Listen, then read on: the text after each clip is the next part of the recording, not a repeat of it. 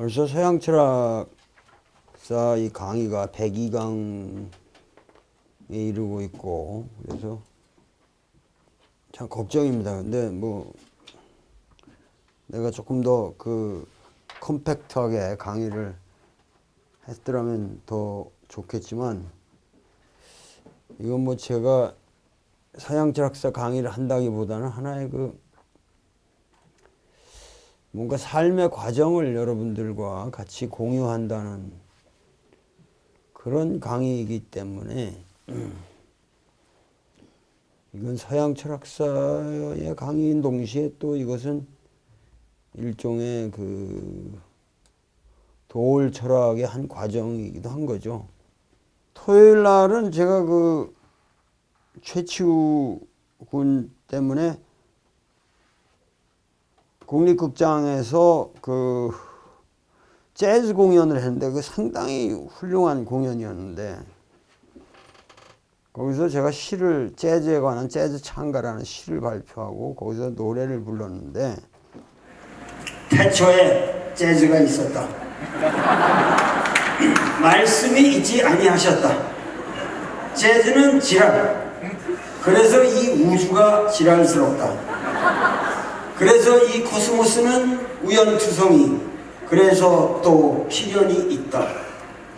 재즈는 즉흥, 흥이 없는 세상을 무엇 때문에 사나? 요즘 흥이 생겼다.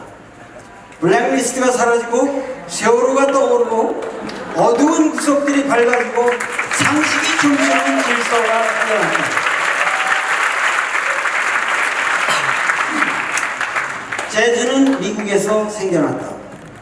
억압받는 흑인들이 목화밭에서 기지개 펴는 신음소리였다. 이 신음, 저 신음, 12소절의 블루스, 삼행의 스탄자, call and response patterns 모두 남부 목화밭의 노동요 field hollers. 그래서 멜랑콜리와 환희가 혼재한다. 뉴올리언스에서 시카고로, 부기우기에서 시카고 스타일로 뉴욕의 스트라이드, 미주리의 랩타임, 스윙, 빅밴드, 밥, 비밥, 민튼스 플레이하우스의 영웅들, 쿨 재즈, 프리 재즈. 이 모든 재즈의 역사는 아프리카 노예선의 진로를 거슬러 사하라의 팀북투까지 올라가야 한다. 오리샤, 야보송, 보든, 알로세, 검은 대륙의 하나님들은 대지의 초목과 정령과 더불어 살면서 인간과 같이 춤추었다. 신성한 자유의 세계, 단절이 아닌 혼합의 절대적 자유, 일체감과 긍정과 카타르시스, 반복과 오버래핑, 인터로킹, 멀티레벨, 그리고 하트. 재즈는 아프리카의 신화위였고 보조선의 음주 가무였다. 우리의 영원한 낭만. 재즈에는 틀렸다는 것이 없다. 잘못만 있을 뿐이다. 잘못은 더 큰 화음 속에서 잘 될 수 있다. 재즈의 화성은 클래식의 화성법을 포섭한다. 잘못의 신비는 미지의 영역을 개척한다. 지금 우리 사회에는 너무 재즈의 여유가 사라지고 있다. 난 북한 군인들의 딱딱한 몸집이나 미사일의 위세도 재즈로 녹여버렸으면 좋겠다.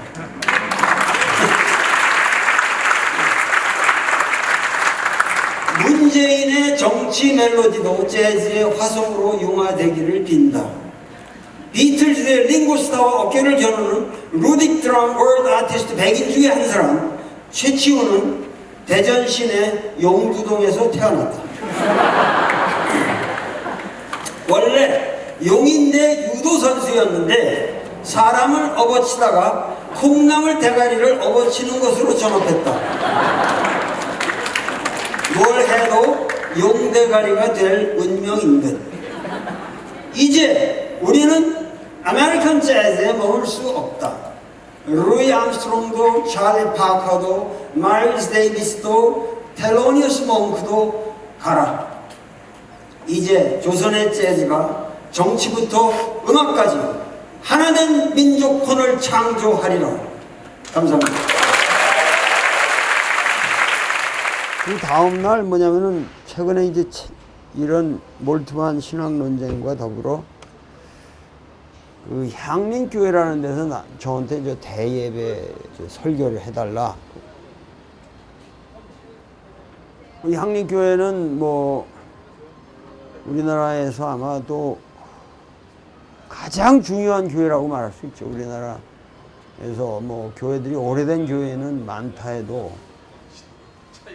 이 교회가 1952년에 설립, 52년에 이제 시작해서 뭐 만들어지긴 53년에 만들어졌는데 가장 중요한 교회죠. 우리나라 교회로서만. 향림교회가 없는 한국의 기독교는 기독교가 아니라고 말할 수도 있습니다. 그 정도로 향림교회가 있다 없다가 그만큼 중요합니다. 이게 우리나라 기독교사에서 그만큼 중요한 교회인데, 이 향림교회는 그 설립자가 기본적으로는 안병무 선생이라고 봐야 되고, 안병무 선생이야말로 어떤 의미에서 토착적인 우리나라 신학 사상을 만든 사람이고, 독일 신학계에 유일하게 소개되어서 아주 본격적인 그 하나의 한국의 민중신학이라고 하는 그 흐름을 인정받은 분인데,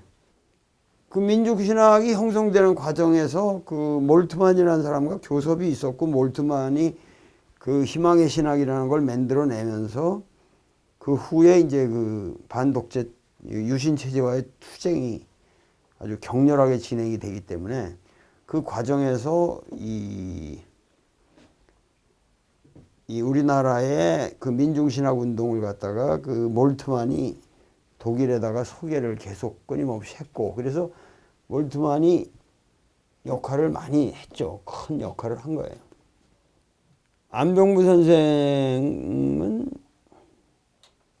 교회를 생각할 때 그 교회라는 게 그 초대교회가 아니 초기 그 원래 기독교 공동체라고 하는 그걸 생각했기 때문에 그 교회에는 목사가 있어서는 안 된다. 그래서 평신도의 모임이어야 된다. 그래서 그 사람은 이제 평신도 교회를 주장했고, 그리고 그 입체적 선교라는 게, 그러니까 그 생활 종교, 그러니까 입체적 전도라는 개념이 뭐냐면은 뭔가 사회와 유리된 하나의 그 뭔가 예배를 하는 공동체가 아니라, 특수한 자기들만의 특수한 그 예배를 하는 공동체가 아니라 그야말로 이렇게 사회 속에서 굴러가는, 그 예수가 뭐 그냥 뭐 5천 명을 2어 5병으로 나눠주면서 그렇게 댕기고 그랬던, 그야말로 뭐 속옷을 겉옷을 달라 그러면 속옷까지 내주고, 오른편 때리면 왼편까지 내놓고 빤스까지 벗는 건데 결국은 근데 사실 빤스까지 벗어달라면 빤스까지 벗어주는 놈이 누가 있겠냔 말이지.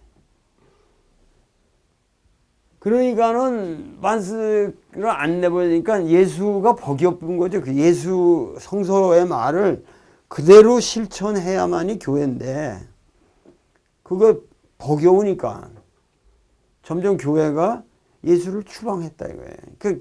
그러니까 교회는 사실 예수교가 아니라는 거예요. 이 교회는 본질적으로 예수를 추방해버린다는 거야. 자기들 그냥 특수 공동체를 위해서. 그래서 세크라멘트를 만들고 뭐 성찬식 베풀고. 근데 이런 게 이게 다 개똥이라는 생각이 있었단 말이에요. 이 사람은 간도에서부터 용정에서부터 이제 그 문제의식을 가지고 거기서 생활하면서, 그러니까 한국에 들어와 가지고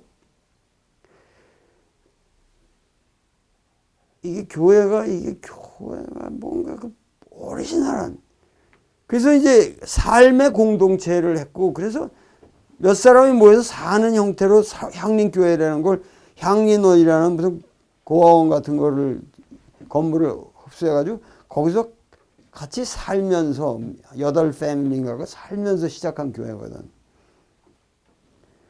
근데 그게 말이 그렇지, 그 이상적인 생활 공동체라는 게 아주 그냥 기하선상에서 그야말로 뭐 전쟁 이러한 특수한 그야말로 그 헐벗고 핍박받는 그런 데서는 뭐 문둥이 소굴 같은 데서 문둥이들이 모여가지고 사는 거야 가능하지만, 멀쩡한 데서 사람들이 몇 패밀리도 같이 살다 보면 쌈박질 터지고 뭐 하고 그러니까 그게 이상대로 굴러가지는 않단 말이야. 그러니까 이 안병무라는 사람의 그 일생을 보면은 그 자기가 지향하는 어떤 신앙의 궁극적인 모습과 교회라고 하는, 그러니까 기독교라는 것 자체를 부정할 수 없고, 기독교라는 거와 끊임없는 괴리가 생기는 거예요. 항상 이 사람의 인생이라는 게. 그래서 이제 그렇게 한 20년을 버티다가 평신도교회에다가 그 목사를, 능력 있는 목사한테 맡겨가지고 향림교회를 이제 일단은 일반 교회화 시켰고, 자기는 이제 관여를 안 하고 이제 이 독일 유학 가가지고 독일에서 10년을 하이델베르그 대학에서 그 박사를 했거든요. 그러니까 하이델베르그 대학이라는 데가 그때 하이데가도 물론 있었고, 불트만도 아마 거의 살아 계셨을 것 같은데, 그 양반이 있었을 때. 근데 그 사람의 이제 가장 수제자인 보른캄이라고 하는 사람 밑에서 이제 박사를 하고, 보른캄이라는 사람하고 그 신학자하고 이제 그 밑에서 박사를 하고 돌아와서,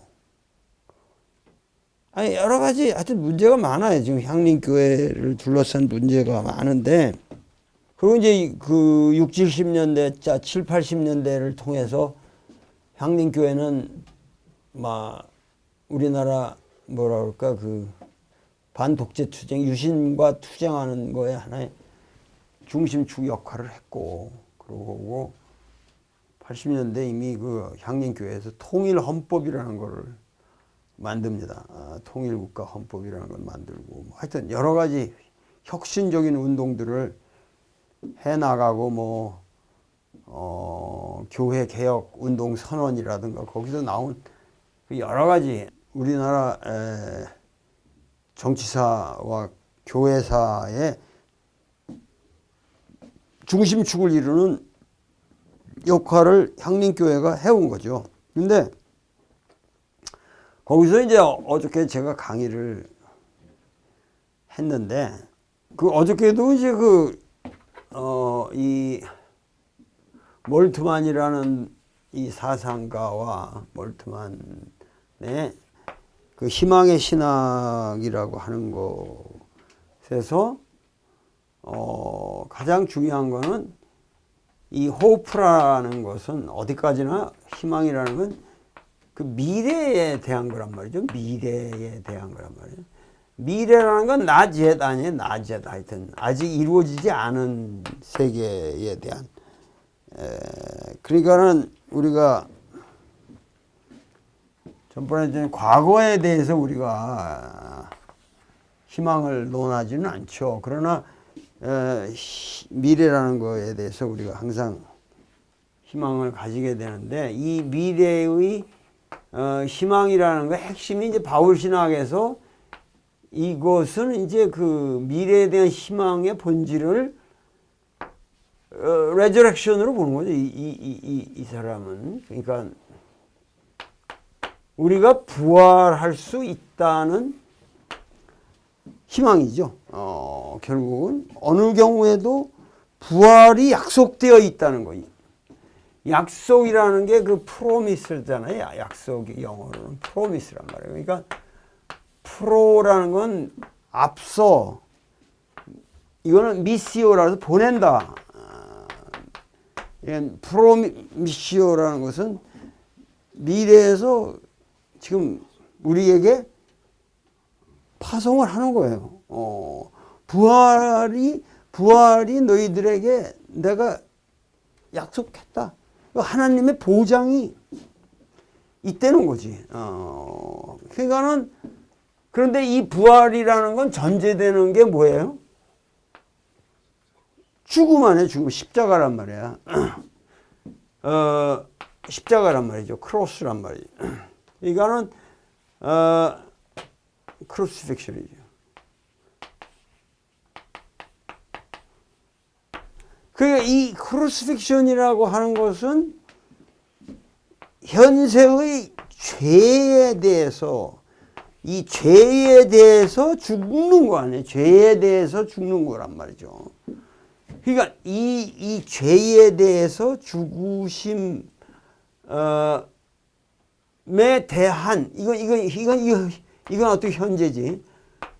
이 미래의 니들이 정말 죽으면은 반드시 미래에 레저렉션이 보장된다. 이 약속이죠. 희망이지. 그러니까 레저렉션은 사실 낮제시잖아요. 우리가 아직 일어나지 않은 호흡으로만 남아 있는 건데, 근데 그건 신에 의해서 프로미스 된 거란 말이에요. 약속된 거란 말이죠. 보장된 거란 말이죠. 그러니까 이 약속의 권능으로 현재의 나는 여기에 힘써야 된다는 거지. 결국 크루시픽션에 힘쓰는 거죠. 왜? 예수는 하늘나라의 도래를 위해서 힘쓰다 산 사람인데 그 괴리를 못 견딜 거란 말이죠. 하나님의 나라는 의로운 나라고 정의로운 나라인데 자기가 살고 있는 생애는 불의하고 시기와 질투로 가득 차 있고 모든 것이 모순된 이런 세계에 대해서 그걸 투쟁하려고 끝까지 이 사람은 예수는 그 투쟁을 한 투사란 말이야 사실은 예수가. 그래서 형벌을 받은 거 아니에요. 투사로. 그러면 예수는 그야말로 마지막 순간까지 자기의 신념에 따라서 결국 하늘나라의 도래를 생각하면서 크루시파이드 된 거란 말이야. 크루시파이드 될 때 십자가에 못 박힐 적에 얼마나 절박했으면 애처로웠으면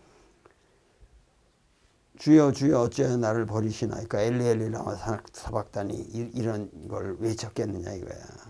그러니까 이 크루시픽션이라는 사건에 있어서는 지금 하나님은 부재했던 거예요. 하나님은 계시지 않았던 거란 말이지. 그러니까 이 하나님의 부재 사건에 대해서 그럼에도 불구하고 예수가 이렇게 크루시파이드 했는데 그 예수를 레저렉션 시켰다고 하는 이것이 하나님의 임재고 이것이 변증법적 관계를 간다. 이게 이제 희망의 신학. 그래서 하나님의 부재에서 그러나 이 하나님의 이 레저렉션에 대한 보장으로 인해서 우리는 뭐죠? 현재를 항상 투쟁적으로 모순관계에서 바라봐야 한다는 거죠. 그러니까 이 현재를 개혁하고 항상 변혁해 나가는 그 권능으로서의 미래적 권능으로서의 신. 그러니까 하나님은 이 세계의 창조주나 이 세계의 권력적 지배자가 아니라 현재를 능동적으로 변화시키는 현재를 십자가에 못 박게 하는 힘이다. 권능이다. 이게 바로 가시다. 이게 이제 그 몰트만의 사상인데 이게 이 틀이 내가 계속 반복적으로 여기서 강의를 했지만은 재미있는 틀이죠. 그러니까는 소위 말해서 이 레저렉션이라는 것을 이 몰트만은 이거를 종말과 일치시킨 거예요, 결국. 그러니까 종말이라는 것은 이것은 시간의 종료가 아니고 이것은 일종의 finis, 끝이 아니라 이것은 텔로스다. 이게 목적이란 말이에요. 목적. 종말이라는 것은 사실은 뭐냐면 하나님의 나라의 임재 사건이라는 거지. 하나님의 나라가 임재하는 사건이고, 그렇기 때문에 오늘날의 우리의 모든 고통이 종말을 구한다는 의미지, 그것이 이 세계가 끝난다는 건 아니란 말이죠. 무슨 비그뱅 같은 그런 사건이 아니란 말이에요, 이거는. 그러니까는 이러한 종말을 이 사람은 바로 보다 더 현대화시키고 추상화시켜서 바울이 얘기하는 종말은 상당히 그 미래적 사건이었는데 이 사람은 이것을 철저히 현재화시키면서 이 종말이라는 것 자체가 이게 결국은 resurrection이다. 우리의 resurrection이다. 그게 바로 우리의 희망이다. 희망. 그런데 이제 이런 얘기를 우리가 계속 내가 반복적으로 했는데 이 몰트만을 이렇게 만나서 내가 대화를 했다는 것도 참 좋은 일이고, 근데 안병무는 기본적으로 뭐냐면은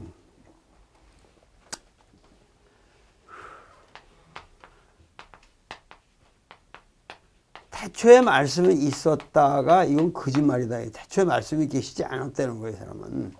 태초에 말씀이 있었던 게 아니라 이게 모든 말씀은 이거 인간의 말이지 이게 뭐 말씀이라는 게 말이 되냐. 이 사람은 뭐냐면 태초에 사건이 있었다 이거야, 사건.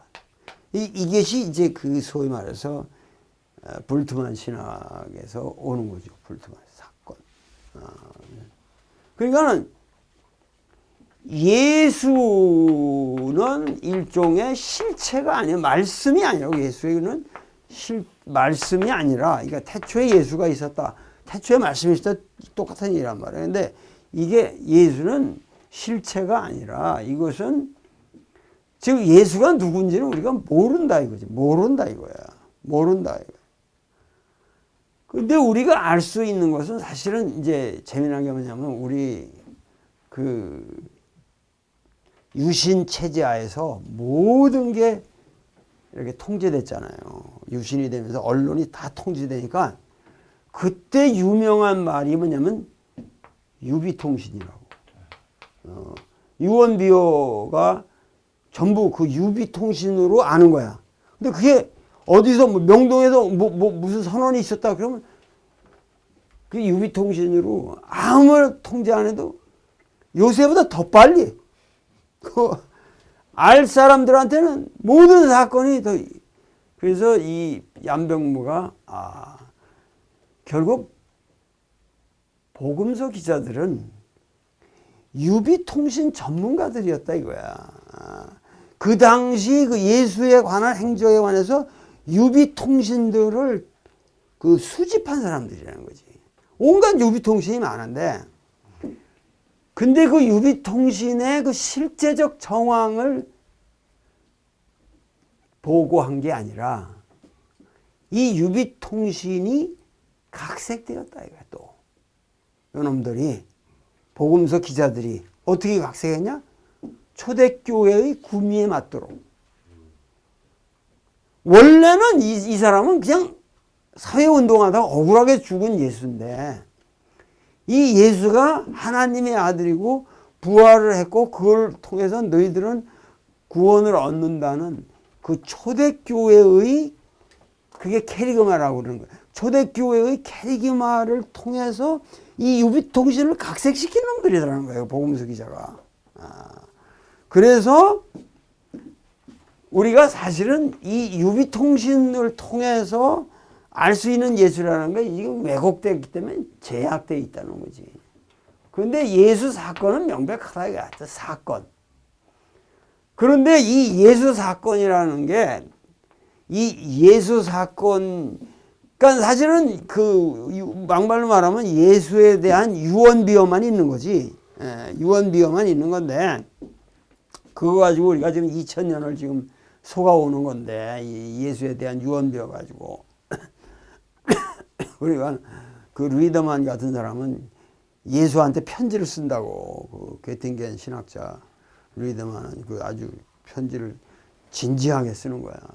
당신에 관한 이원비어로 2000년 동안 인류가 어떻게 됐고, 근데 당신 너무 억울하지 않냐. 이게 당신하고 무관한 유언비어들 때문에 당신이 시달려온 거 다 내가 미안하게 생각한다. 뭐 이러면서 편지를 쓰는, 아주 내가 그 책을 상당히 좋아하는데, 예수 사건이라고 하는 것은, 이것은 이거 사건이라고 하는 실체가 아니기 때문에, 이게 뭐가 AD 뭐 30년에 있었던 어느 한 실체가 아니라, 이건 하나의 해프닝이라고 해요. 해프닝. 예수 사건이고, 이 사건은 끊임없이 현재 속에서 계속 일어날 수도 있다는 얘기죠. 그러니까 우리가 기독교를 믿는다는 것은 예수 사건을 믿는 거지. 그럼 예수 사건을 오늘의 현재 속에서 우리가 발견하는 것. 그러니까 그 안병무는 전태일 사건 그걸 찾아가 보고, 그 피복 노동자들이 그렇게 고통받는 순간에 어떻게 그 항변할 방법이 없으니까 결국 불을 이거 휘발유를 껴안고 자기를 몸을 태우는 그 전태일의 모습이야말로 예수가 아니고 뭐냐. 그러니까 결국은 뭐냐면 이쪽 정통신학에서는, 민중신학에는 기독론이 없다. 크리스톨로지가 없다. 왜? 사건화 시켜버리니까. 그럼 전태일도 저기고, 그런 모든, 뭐, YH 노동자, 뭐 사건도 다 저기고, 오늘 촛불 집회까지도 다, 그러니까, 기독론이 없다 그러지만은 사실은 내가 보기에는 이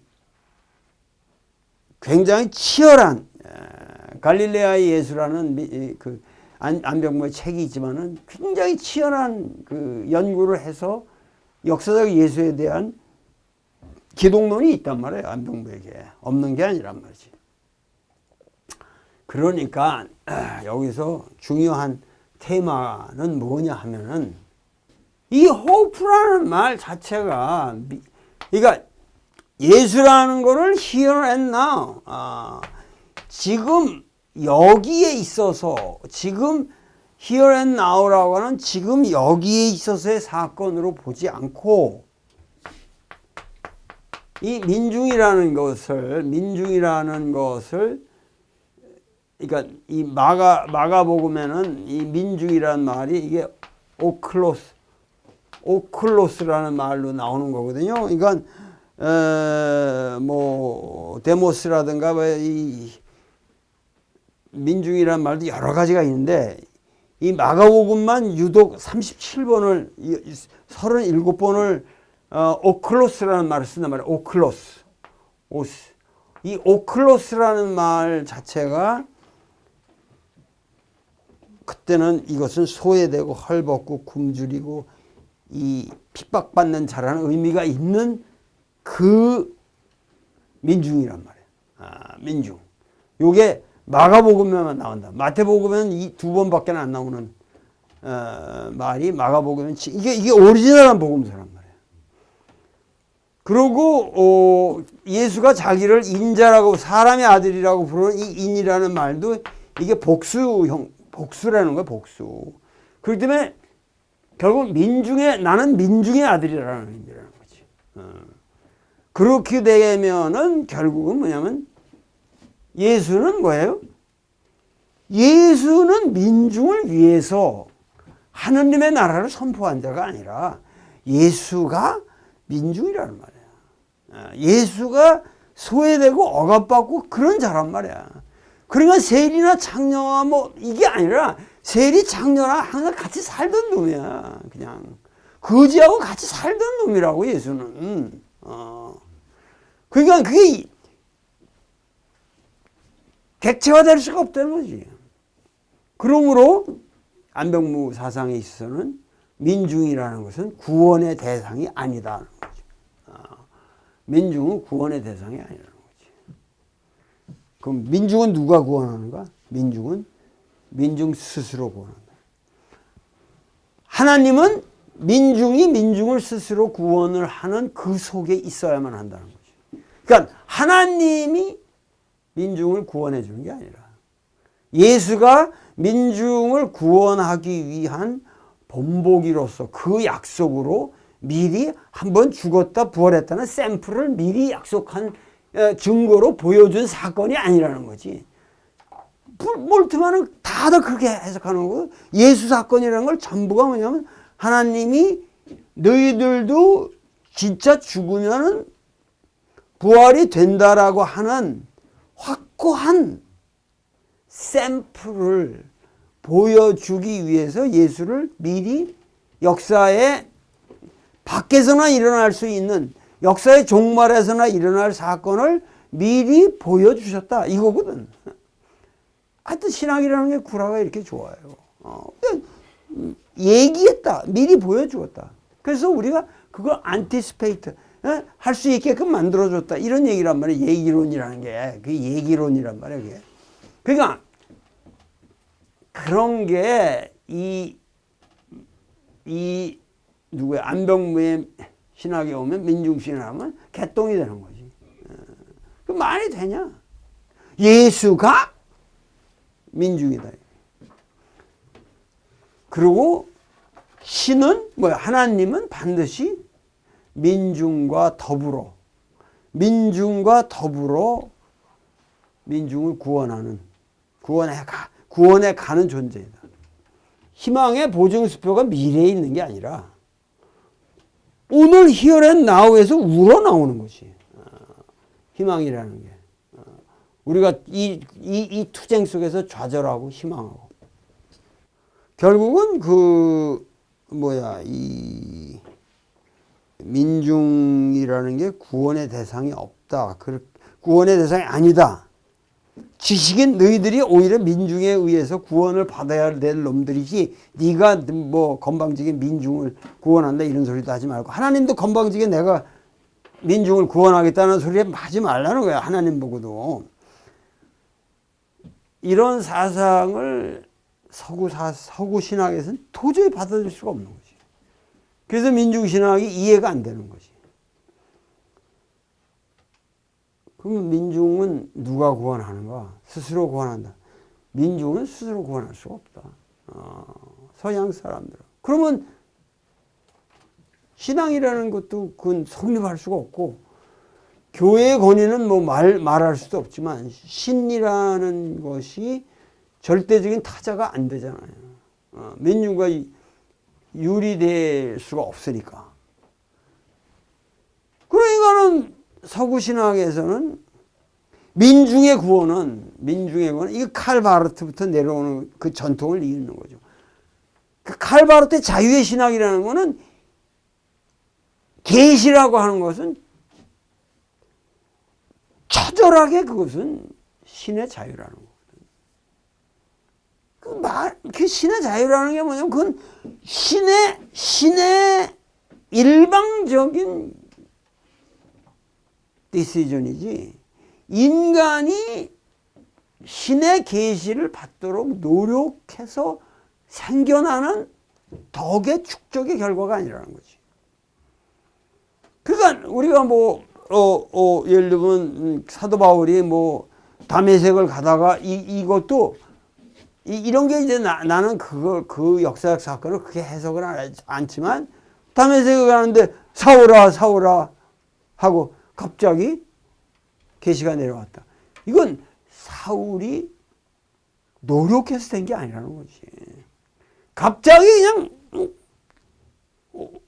지식 번개 맞는 놈이 재수 없이 맞는 거지. 그게 누가 노력해서 번개 맞겠다고 그래서 맞냐 이거야. 이 번개는 똑같은 거라는 거야. 계시라는 거는. 이런 게 참 문제가 많아. 이론이나 서양에서는 이게 20세기 신학의 대혁명을 이룬 거죠. 인간과 신의 접점이라는 것도 인간에게 내재하지 않는다. 접점이란 말을 그걸 쓰거든. 그거 내재한다 그러면 안 되거든. 그게 번개 이론이 안 되는 거지. 접점도 하나님께서 만드셔서 그 순간에 보내는 거기 때문에 그래서 하나님의 전적인 자유다. 이게 하나님의 절대성이라는 거예요. 이게 이제 바르트의 소위 로마서 강해의 가장 포인트란 말이에요. 그러니까 이러한 신의 관념을 인정하는 서구신학에 있어서는 민중신학이라는 건 말이 안 되는 거죠. 민중의 구원은 하나님이 선택하신다. 민중이 스스로 민중을 구원한다라는 것은 그것은 허용될 수가 없다. 이렇게 되는 거예요. 서구신학에서는. 근데 그 이유를 가만히 생각해 보면 지금 20세기 신학의 모든 이 신학자들은 독일에서 나왔단 말이에요. 독일의 최대 문제는 나치란 말이에요. 그러니까는 소위 말해서 이 자유주의 신학자들이 그 접점이 다 인간에게 내재해 있다고 생각하는 사람들이란 말이야. 과거의 자유주의 신학자들이. 이들이 다 나치에 협력했거든. 그러니까는 이 칼바르트가 바르멘 선언을 하면서 나치를 정면으로 비판하고 독일의 교회여 하나님 이외에 어떠한 우상도 섬기지 마라 이러면서 바르멘 선언을 하는 그때의 이 사람의 이 신학 자체가 왜 자유의 신학이 됐냐? 그 신은 인간의 행위나 인간의 어떠한 노력에 의해서 인간의 언어로 파악되는 존재가 될 수가 없다. 이건 완벽한 타자의 절대적인 그 무엇이다. 그러니까 이거는 나치를 체험했던 독일에서 이해가 된다. 민중이 스스로 구원한다고 몰트만은 끔찍한 거지. 민중이 나치인데. 나치가 이런 독일 민중이 이렇게 끔찍한 일이라고 세계 죄악을 저지른 놈들인데 그들은 걔들 나름대로 그 메시지에 도덕성이 있는 거죠. 이거 민중이 민중을 구원한다, 스스로 구원한다 그러면은 나치를 찬양하는 것밖에 더 돼. 그 당시 나치에 사로잡힌 민중들은 히틀러야말로 우리를 구원해줄 하나님의 사도라고 믿었는데 그러한 민중을 어떻게 믿느냐. 근데 우리 역사를 볼 때 모든 역사가 가지고 있는 문제는 많이 있겠지만 고조선 이래로 그야말로 고조선 이래로 오늘날에 이르기까지의 모든 우리의 삶에 소위 말해서 우리가 민중이라는 말을 할 적에 그 민중이라는 거는 결코 사악하지 않았다는 얘기지. 결코 사악하지 않았다는 거예요. 꾸준히 어떠한 그 도덕적인 그 선을 유지하는 민중이었다는 거죠. 그러니까는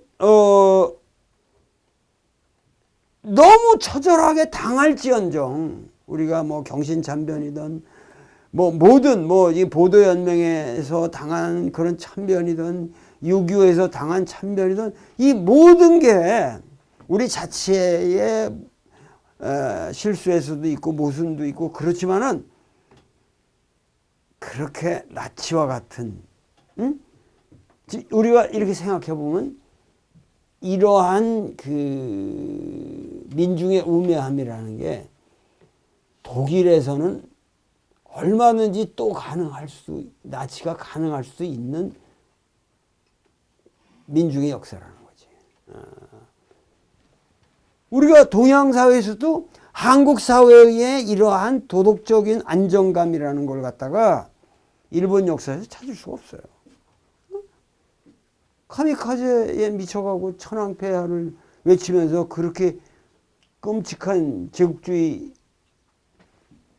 그러니까 이 모든 제국주의적 열망이라는 게 로마 제국으로부터 오늘날까지 모든 서양의 이 제국에 대한 열망이라는 것은 이 터무니없는 수직 관계에 의한 종교적인 독단과 이 정치적 권력의 절대성에 의한 대중 문화의 왜곡이고, 그러니까는 이 민중신학은 성립할 수가 없는 거죠. 그러니까는 뭐냐면은 오늘날 우리가 전 세계 역사를 놓고 볼 때 이런 거를 이렇게 볼 적에 한국의 민중이야말로 이 중국의 민중하고도 다르고 일본의 민중하고도 다르고 유럽의 민중과도 다르단 말이죠. 미국의 민중과도 또 다르고. 그러니까는 미국의 민중은 직접적인 그러한 전쟁은 그 영토 내에서 안 겪었지만 미국은 완벽한 이 소위 말해서 흑인을 인디안 흑인을 그렇게 잔인하게 억압하고 그 모든 희생의 제물 속에서 오늘의 미국의 부가 있게 되었고, 그러고 미국의 이 제국주의적인 그 어떠한 행위를 미국 시민들은 암암리에 미국이 있기 위해서는 당연한 거라고 받아들이고 있거든요. 그런 의식이. 최근에 아주 무서운 영화가 있는데, 최근에 여러분들이 봐야 할 영화가 겟아웃이라는 흑인을 주제로 한 영화가 있는데, 그건 흑인의 영화라기보다는 소위 미국의 지배층의 멘탈리티가 과연 뭔가, 여기에 대해서 아주 그 심층적인 해부를 하는 위대한 영화입니다. 여러분들이 겟아웃이라는 영화를 한번 꼭 보시면은 미국 사회의 그 가장 선량한 듯이 보이는 사람들의 그 내면, 그들이 지향하는 목표가 무엇인지, 왜 힐러리가 낭패를 봤는지, 이런 거를 여러분들이 한번 처절하게 한번 느껴보시길 바랍니다. 그 영화를 보면서. 그런데 미국의 아직도 힘은 그렇게 언론의 자유가 살아있다는 것이죠. 그리고 예술의 표현이 아직도 자유롭고, 그런데 반해서 이 중국은 상당히 큰 문제죠. 이제 표현의 자유도 없고. 그러니까 이런 상황에서 오늘 내가 이 자리에서 이 강의를 하고 있는 것이나, 여러분들이 촛불혁명을 거쳐서 지금 문재인 정부를 우리가 바라보고 있는 것이나, 내가 전번에도 그런 얘기를 했잖아요. 어떻게 해서 내 제자 김현희가 그 연산군 일기를 쭉 편찬하면서 왜 이런 거를 그냥 참고 인내하고 두고 보느냐, 언제까지 그걸 참고 보느냐. 물론 연산군의 경우에는 또 그 나름대로 그러한 사이콜로지컬한 이유가 있다고는 하지만은 하여튼 우리 민중은 참을 대로 참다가 어느 순간에 이르면 꼭 정의로운 방향으로 역사를 틀어왔단 말이죠. 우리가 오늘날까지. 그런데 최근에 이 촛불로 인해서 생긴 이 그야말로 문재인이라고 하는 사람의 등장은, 문재인이 앞으로 얼마나 현실적으로 잘하느냐 못하느냐, 나는 최소한 문재인이라는 사람이 내가 제시한 그 남북 화해라는 문제하고 경제민주화와 풍요로운 농촌의 이 3대 과제를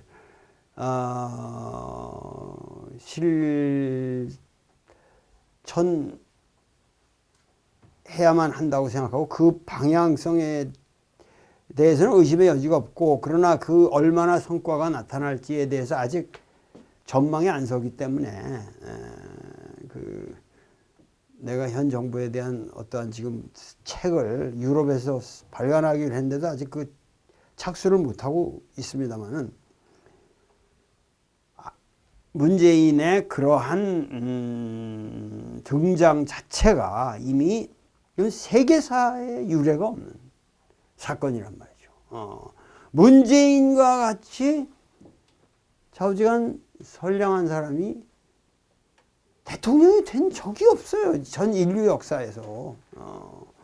그렇고 어떤 의미에서는 그 사람은 완벽하게 정치적 술수를 모르는 사람이고 그래서 대통령 되기 어려웠던 사람이고 지금 우리나라 역사는 세계사에서 모든 세계사가 당면한 아픈 측면을 우리가 다 가슴에 안았잖아요. 남북 분단이라든가 이 그야말로 이 자본주의의 극심한 모순이라든가 그리고 그 빨치산 문제고 공비 온갖 그리고 이 지구상에서 공산주의의 형태로서는 가장 극단적인 상황을 우리 민족이 지금 감내하고 이 모든 것이 우리의 죄악도 아닌데 어떠한 의미에서 이 전 인류가 우리한테 체험을 시켜준 거예요, 사실은. 그러니까 이게 어떤 의미에서 이 함석헌 선생 말하면 CR의 역사고 이게 하나님의 뜻이다 이거지. 이러한 순환과 고난의 역사를 통해서 우리 민족은 무엇을 배워가고 있는가?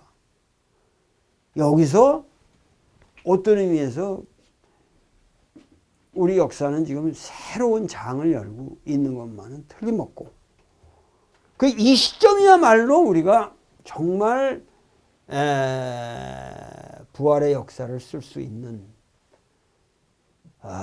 절호의 시기에 왔다. 그러니까 그 민중신앙이라고 하는 이 의미를 우리가 이제야 그야말로 실현할 때가 있다. 그러니까 그 민중신앙의 궁극적인 이 안병무 생각의 위대한 점은 결국 인간과 신을 수직적인 관계로 설정할 수가 없을 뿐 아니라 신이 주체가 되고 주어가 되고 예를 들면 인간이 객체가 되는 주객의 분리도 있을 수 없고 신이 주어가 되고 인간이 수로가 되는 그런 주술 관계도 이거는 허락할 수가 없다는 거예요, 이 사람은. 그러니까 이런 데까지 가면은 사실은 이거 기독교가 아니죠. 몰트만은 그렇게 보는 겁니다. 기독교는 최소한 기독교가 지켜야 되는 이러이러한 조직신학적 강령이 있다. 근데 안병무는 그 강령을 깨버린 거란 말이죠. 깨버린 거란 말이죠. 근데 그거를 노골적으로 얘기도 못했어. 나 같은 사람한테만 솔직하게 털어 놓으셨다고 난 생전에 그런 방식으로 그 양반은 근데 그러니까 그게 고통이 컸죠. 삶이 아주 고통스러운 삶이었고 그만큼 진실한 삶이었는데 결국은 이제 우리가 우리 역사의 아주 그 특수성을 이제는 정말 우리가 이해를 해야겠다. 그리고 돌도 이게 단순한 돌이 아니라 이제는 뭐냐면 세계사의 새로운 사상을 선도하는 이제부터 그야말로 우리 민족의 이러한 부활, 깨어남, 다시 태어남을 통해서 나도 사상적으로 다시 태어나는 그러한 계기가 만들어질 것이다. 그러면서 남북 통일도 이루어지고 뭔가 그 새로운 이 땅에서의 역사가 평화의 역사가 전개됨으로써 전 세계에다가 새로운 모범과 표준을 제시해야 되지 않느냐. 그런 의미에서 여러분들도 이 후즈닷컴의 강의를 단순히 그 하나의 강의로만 듣지 마시고 이러한 우리 민족의 각성의 한 과정으로서 이 강의를 접하시고 항상 반추하시면서 여러분들이 그러한 세계사적인 흐름을 새롭게 열어나갈 그런 개벽의 일꾼이라고 하는 것을 자각해 주셨으면 합니다. 오늘 강의는 이것으로 끝내겠습니다. 감사합니다.